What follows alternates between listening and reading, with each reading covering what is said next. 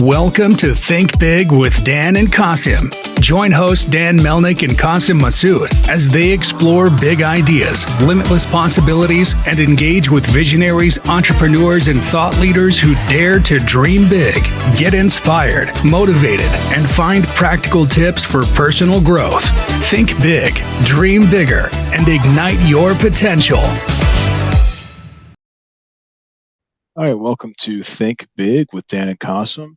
And if you want to go ahead and introduce yourself, tell us where you live and what you do for a living. Sure. So my name is Laneit Jones, and I live in South Dallas in a suburb called Hill, Texas. I am a vegan baker. We specialize in soulful vegan dessert that is nostalgic to your childhood. So we have an assortment of cookies and cupcakes, as well as pies and cobblers. Awesome. Well, how did you get the idea to start this business? So the idea actually came from my husband. So he's always planting seeds. I call him planting seeds. He'll say, "Hey, I think it's a great idea you do this," and I'm like, "No, I don't think so." And then he'll say it a few more times, and I'm like, "I have this idea. I think I should do." So it's actually him that is he that started to plant that seed. How I became vegan, I have to tell you the backstory about that. So my husband and I, back in 2018, we started because we were trying to conceive. So we went the traditional route, and then we tried IVF for five times. That wasn't a success. So in 2020, we went to a holistic doctor, and she said, "Hey, let's try this." And so my husband and I, we both did like a 17-day water fast where we drank water and like a liter of coconut water a day. Then that began our journey being vegans. And that it was just me learning how to, without using meat or using eggs and dairy. So I am a big cooker. I'm the one that cooks in the family. So family holidays, it's always at our house. So that was a challenge. And it was also a challenge for my family to come here and there's no meat. So I always have the sides, but they have to bring the meat. So that's how we became vegans and started this journey of baking. Awesome. So can you talk more about what you would say makes you better or more unique than your competition? Because obviously there's plenty of vegan bakeries out there, but can you talk more about that? So when it comes to vegan bakeries, in where I live in Cedar Hill, there's not. So in my community, there's not a vegan bakery. So they're more North Dallas. And not anything south. So it's more like a desert here, almost like it's not a food desert, but I guess just having different options besides having fast food establishments like Golden Chick. So here is actually a great opportunity for me to just focus on my community and make desserts that they are familiar with, but also introduce them to veganism and let them know that it's not so scary. So I make it more inclusive. They see me, they see my husband, and they say, well, I'll try it. And that's all. That's one of my missions, is to get us to at least try. Awesome. So can you talk more about what your business looks like? It's just like a storefront.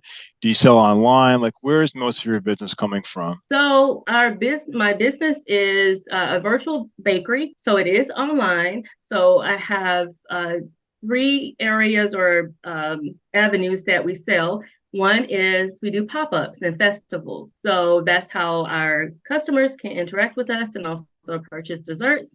But we also have an online presence. So we ship our cookies and cream pies nationwide. And we also deliver locally throughout the DFW. And then we also have a wholesale program. So we have restaurants, and we have we're working with an organization in New Jersey to have our products there as well. So we're branching out not just to Dallas, but we have aspirations. I have aspirations of being nationwide. It's amazing. So in terms of growing this business, how do you reach people? How do people find out about you?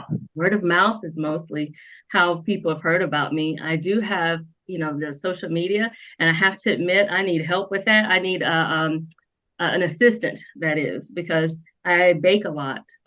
As you can tell, it was a little challenging even for us to have this interview here. But I am busy during the week as well as weekends. The weekends are for pop-ups and for festivals. So 7 days a week, I'm pretty busy. So I do need help even with social media, but it's word of mouth. People try our desserts and they love them. So I say that I'm lucky or blessed in that way that people actually like the desserts because then they tell their friends. We've gotten orders from friends, from others, our customers, their family members. Hey, this person tried it. And even like with my husband, some of his business partners, they're not vegans and they love my desserts. And so I'm fortunate in that. And about my business, over 70% of my customers are not vegan. That's over 70%. So that speaks volumes for particularly, I would like to say the flavor, the taste of my desserts. That's amazing. So, like you mentioned, word of mouth, right? So when you're doing these pop-ups, are they mostly in Dallas, or like how do people who live in a different state hear about you, in terms of, finding your business and buying your products? Most of my pop-ups are here in Dallas, but some are larger, like Vegandale. So I did Vegandale last year, and I'm doing it again this year on October the 14th. Essence Fest, which is a big music festival, but there's also it's a 3-day festival in New Orleans. And so we've garnered a lot of customers that way. They came and they enjoyed my desserts and they still ordered. Now, to this day, they're still ordering desserts and they're ordering for birthday parties or just because I have several people one is in Nevada. He just, an older gentleman that just loves oatmeal cream pies and can't get enough of oatmeal cream pies. So he has a steady order of oatmeal cream pies. So that's how we've been able to get, and keep in mind, people visit Dallas. Dallas is a huge, huge city, the Dallas-Fort Worth Metroplex. So people every weekend, there's a pop-up, there's something going on here. And people are actually visiting, and then they're going back to Chicago, they're going back to Virginia, and they're like, man, I had this, and it was so delicious. They're DMing me, I want more. And so we've been really blessed in that way that the word of mouth, it spreads. And so word of mouth and people actually enjoying our desserts. And so they tell their friends and they order for their friends and their families. So it's awesome. And I'm in Dallas too. So yeah, I know that in terms of the reach, like it's a very international city. You have people traveling from all over the country and all over the world. So, to your point, I think when it comes to food, if somebody can taste it and they see the taste themselves, that is the biggest, I think, you know, positive, affirmation, like, okay, like this is good. I want to share it with my friends and my family. So exactly. in terms of, I was just curious, in terms of like technology, right? So what is the role of technology in your business? So the role of technology in my business, well, we have to use technology, even if it's just your iPhone or whatever phone you have, to record, which I do use. I don't have a fancy camera. I just have my iPhone. And I do all of my recording. I'm going to step my game up soon, but right now it's just my iPhone. So we use our iPhones, and my husband's been really dabbling into the whole chat GPT to help with even scripts to make it easier, and messaging. So because let me just tell you, I am the sweets creator, right? So I'll take a recipe, a lot of our recipes are family recipes that I've modified. So like our popular peach cobbler is nothing but my husband's granddad's recipe, and I just modified it. So I'm always creating desserts, but my husband is the back end. He is my business manager.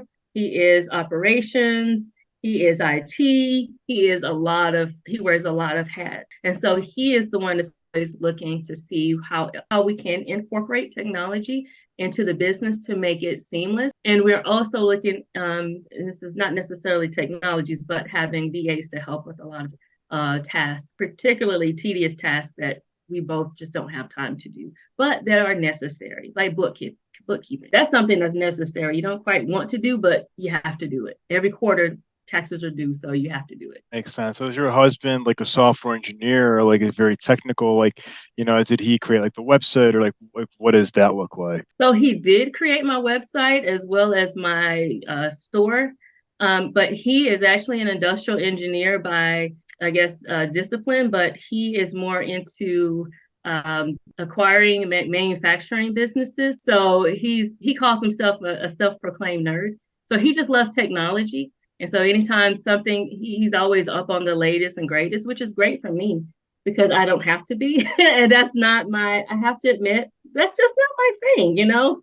That's not my thing, but that is his. So it works well with us. So that's my husband. So is he like in the business, work? So is he like more like on the back end, or is he like, come with you to all the events? Because I think it's just interesting because it's very good when you have, your partner in life, also your partner in your business. So, I mean, is he like, what does that look like for you? So he has been for most of my events. He attends when he can.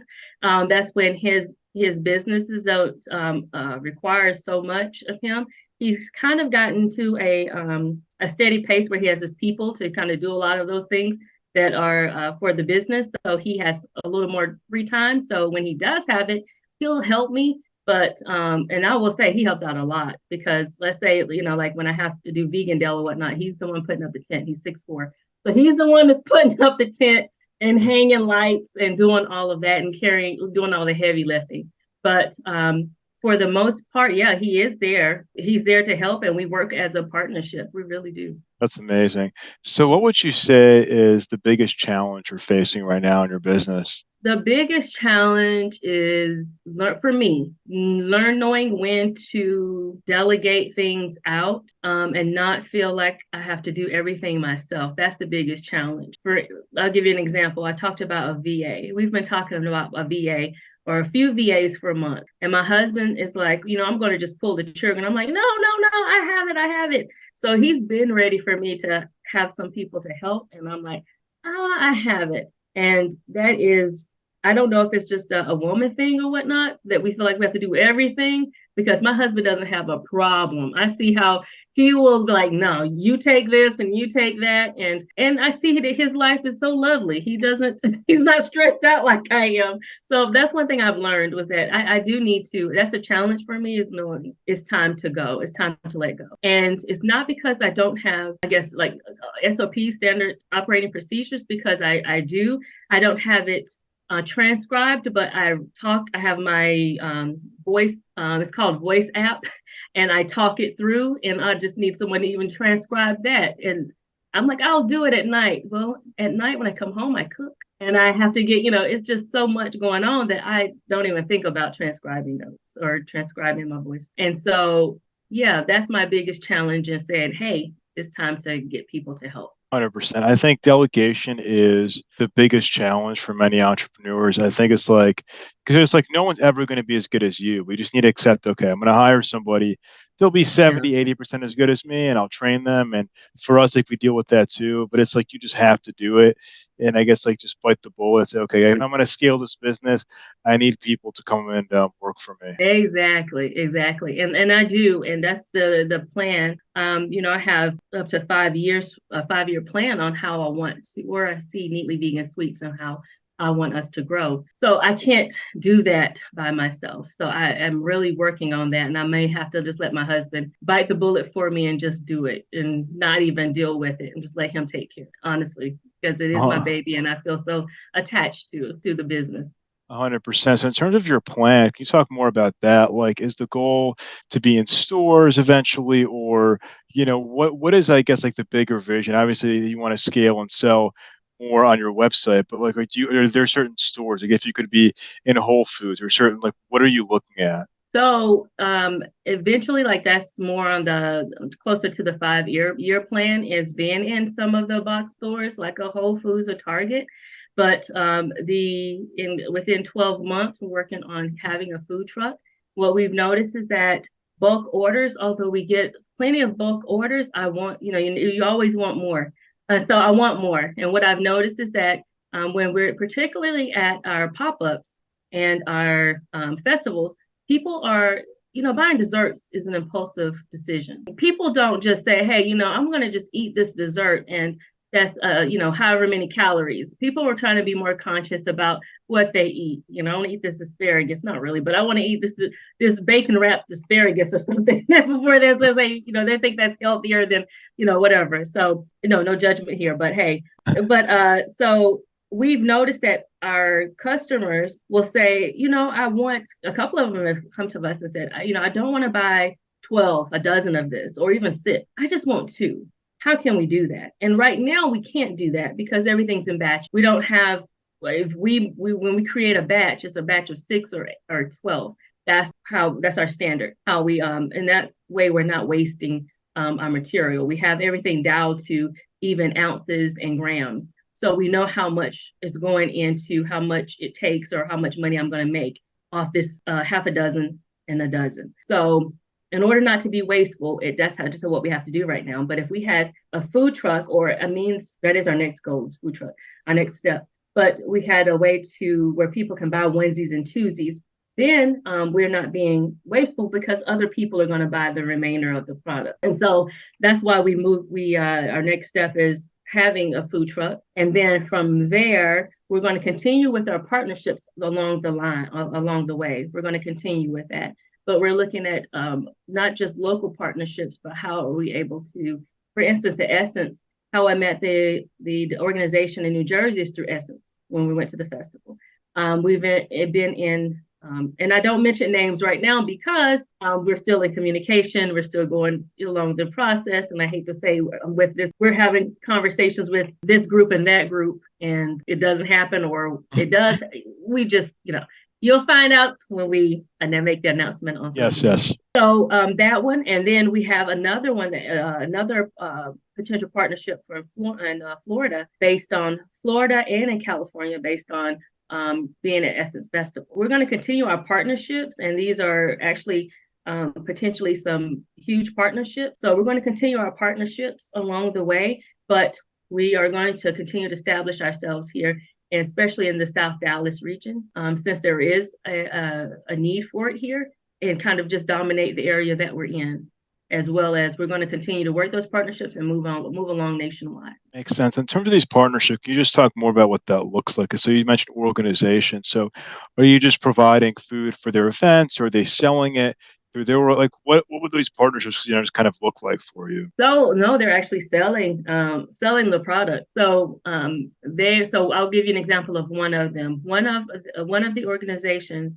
is it's a nonprofit organization, but they have a huge presence in New York, New Jersey, and they have several vending machines throughout the state, and so they're predominantly in food desert areas, or I won't call them food deserts because they're huge, but in areas where because traditionally a food desert means that you don't have access to fresh foods. Yeah, vegan food, vegan food desert. Correct. Yeah, thank you for that. It's a vegan food desert, so they're looking for healthier alternatives or healthier options for the community, and so they have, right now, 32 vending machines and throughout New Jersey and in New York. And that they want to place my desserts in. So we're talking about huge orders. And so that's just one of the partnerships that we're working. Awesome. That's really cool. So what would you say is the one biggest piece of advice that you wish you knew before you started this business? One piece of advice before starting, I would have to say to be patient. When I started, I started the business in May of 2022. So we just hit our 1-year mark this year. And, when you're first doing it, you're like, oh, man, I will have to say I'm an optimistic person. I really am. I think everything is going to do so well. And my husband, he's more like, let's pace ourselves. Like, no. So I made some mistakes in the beginning, like, for instance, at some pop-ups, just making too much product and not having to give it away. So I've already spent, and vegan, I'd use organic product. They're not cheap. And so last year, when we looked at the numbers, I really spent a lot of money on baking supplies that I really didn't have to. So that was a learning lesson. So I would have to say to be patient.